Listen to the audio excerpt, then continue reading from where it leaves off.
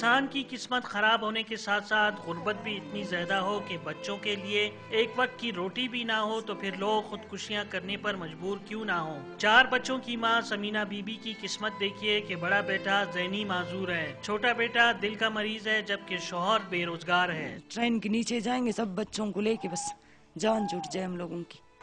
2 سالہ ثاقب دل بڑھنے کی وجہ سے انتہائی تکلیف کا شکار ہے۔ بیماری کے باعث پیٹ پھولنے کی وجہ سے اس سے رویا بھی نہیں جا رہا۔ علاج اور ادویات تو دور کی بات، گھر میں راشن نہ ہونے کی وجہ سے بچوں سمیت پورا گھرانہ بائی کے در پر پڑا ہوا ہے۔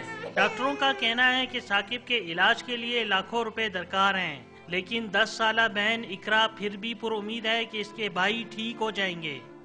اللہ تعالیٰ میرے بھائیوں کو ٹھیک کر دے۔ بدقسمت باپ بے روزگاری کے باعث ان پھول سے بچوں کا سامنا کرنے سے گریزا ہے، جبکہ ماں کے آنسو ہیں کہ تھمنے کا نام ہی نہیں لیتے۔